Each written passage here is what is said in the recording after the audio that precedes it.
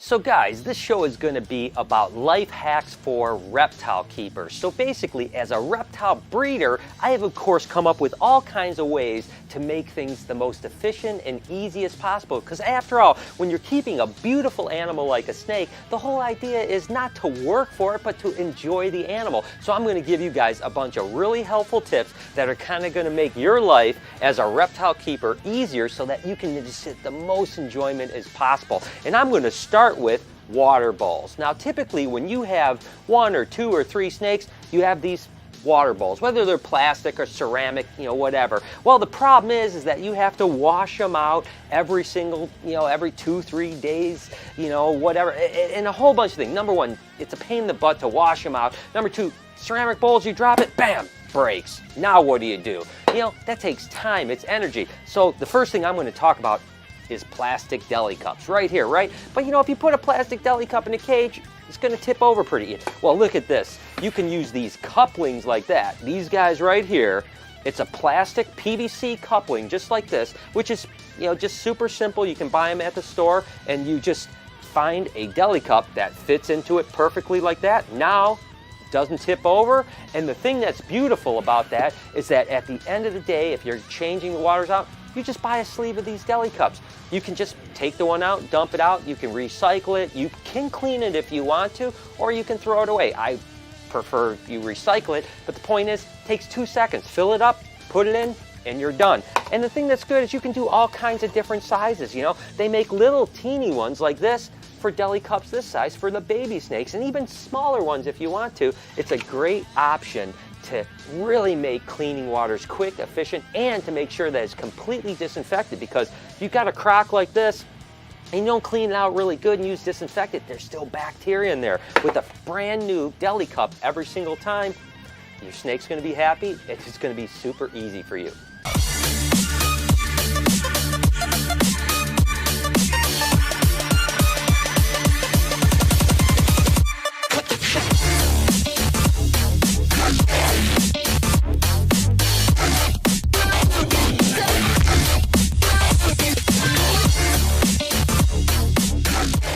As I'm teaching you guys cool life hacks on how you can keep reptiles the simplest and easiest way, remember you can follow my daily vlog over at the Brian Barczyk page. I'll put the link in the description, or you can click this annotation here. Again, Monday through Friday, every day, you get a little dose of my life.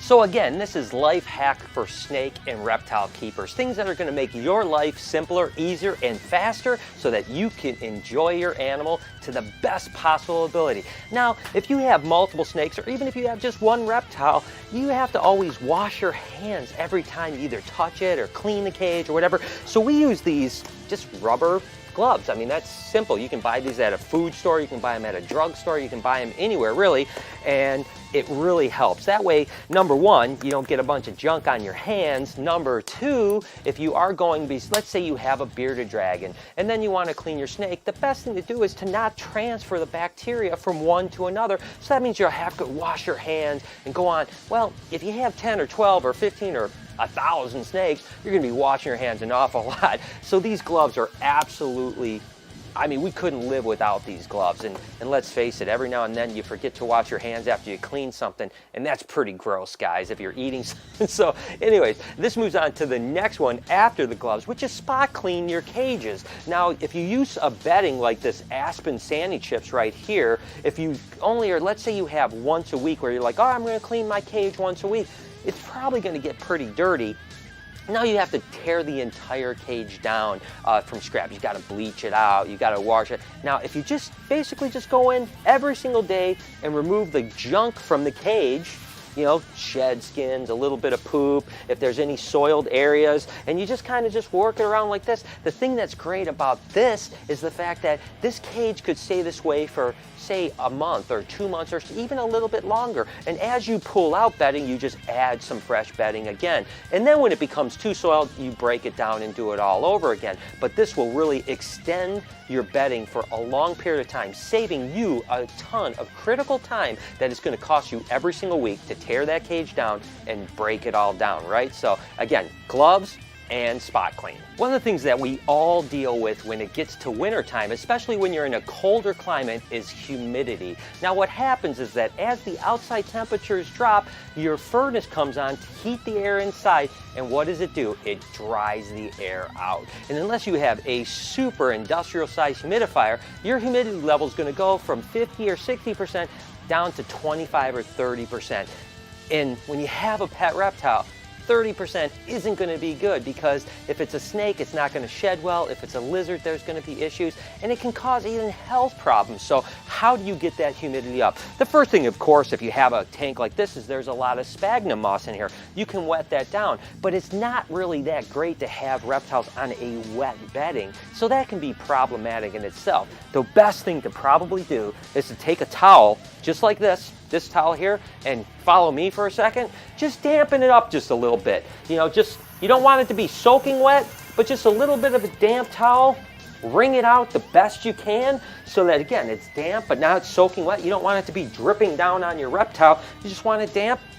And then you come back over to your aquarium here, or whatever type. Even this works even in a rack system on top of a rack.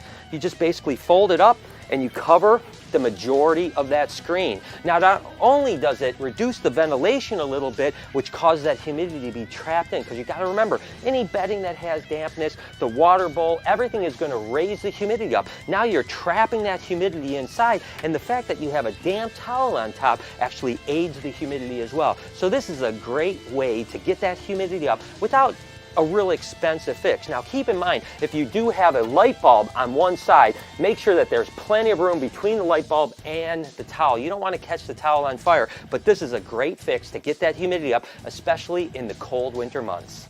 So now let's get to disinfectant. What are you using to clean your reptile? Now, there's so many commercial products available, but what I really suggest is something that is in a concentrated form. You know, we use this Lysol IC, which is a quaternary disinfectant, and my point is that you can buy something like this relatively inexpensively, and then you go to the Home Depot or whatever store you want to go to, and you can buy a spray bottle like this for about $1 or so. And the thing that's great about this concentrate is the fact that it doesn't take a whole lot. So you basically just pour a little bit of this concentrate in this bottle, you know, right about there or so, and that's it. And then you fill it up with water. Now the point is that you're gonna, you know, you certainly, if you only have a handful of reptiles, you don't need a concentrate this big. You can buy small amounts of concentrate, and it's going to last you forever. And it's the cheapest way and most effective way to make sure that your reptiles stay clean. And again, you always have it on hand.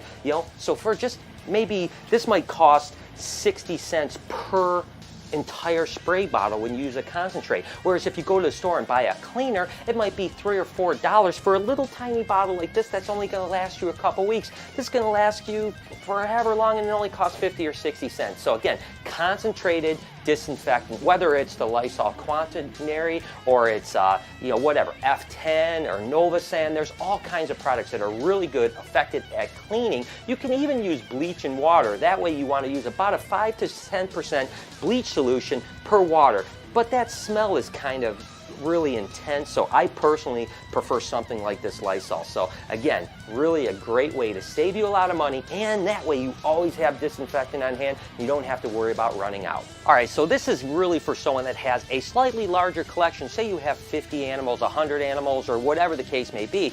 You know, filling up water dishes, spraying down animals to mist can take time and energy. So what we do is we'll actually use these hose reels here, just like this.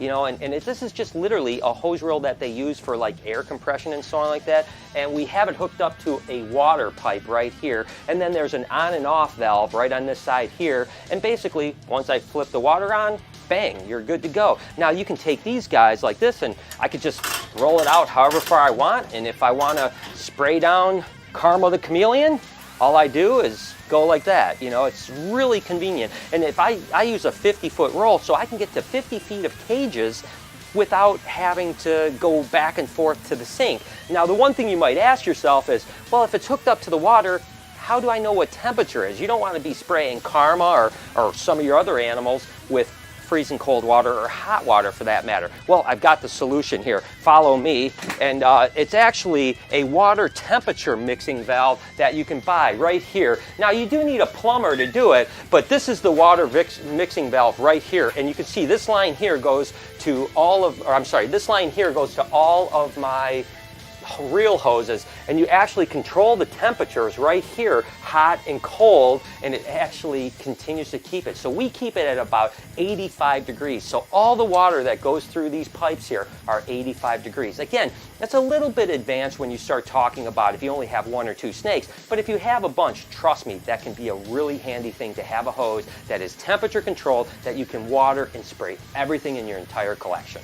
We all know that snakes and a lot of lizards like hide boxes. You know, things like this tessera corn right here, which by the way looks absolutely gorgeous. Take a look at that little monkey right there. And again, this is a corn snake, but it's a co-dominant version, which makes this really cool pattern go on. But regardless, we all know that snakes actually do better when they have a hide box in them. But you know, what hide box do you want to do? A couple things going on here. Number one, if you buy a plastic one, which is completely fine, number one, it costs money. Number two, you have another thing to clean, right? Which, you know, if you have 1 or 2 snakes, that's fine. But again, if you're trying to reduce time and spend more time with your animal and less time cleaning, this is a great opportunity here. You can go to any food supply type place and buy these. These are just little styrofoam meat cartons. This is what they pack meat in, right? And this literally costs about 3 cents. That's about it. And what I do is I just take a razor blade and I just kind of cut it down the middle like this,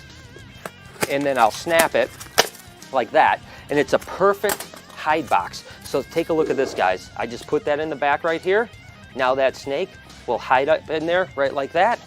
Close it up. Now listen, that may last a month or 2, who knows? But if it does get soiled, you just, you know, get rid of it and put the other side in. So for 2 or 3 cents, you have 2 hide boxes that you can use for however long. So again, not only does it save you time in cleaning the hide box, this plastic hide box, but it also saves you a lot of money. Now again, if you have a really cool rock looking hide box, that's okay, nothing wrong with it. This is just, again, if you want to do something that's quick, easy, and inexpensive. For this next tip, I'm going to have to go up front, so let's go do that.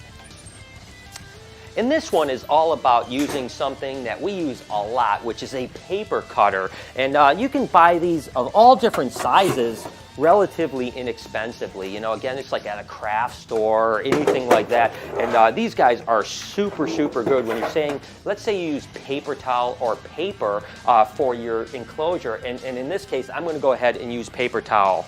All right, so for this example, we're just going to use paper towel, and so what I'll do is I'll just rip off a bunch of layers of this. So, you know, maybe, you know, you don't want to go more than maybe 10 or 12 layers thick, but something that'll still easily cut with these cutters. But, you know, say you get, you know, half dozen layers or whatever, and you know that your boxes are half the size of this paper, because normally you would fold them over or something, which is completely fine too. But if you want to really move quickly, then you just go through, you have, you know, where you need to cut them, bam. And now all of a sudden, within a couple seconds, you have 15 or 20 cage liners ready to go right off the bat. That way you're not tearing them, you're not folding, you know, all the things that take time. You know, because again, these kind of life hacks for snake and reptile keepers are all about saving you time, because in the end, the more time that you spend cleaning and doing the maintenance, the less time you get to actually enjoy the animal. So regardless, these are kind of the first things that I thought of when I was thinking about what could help you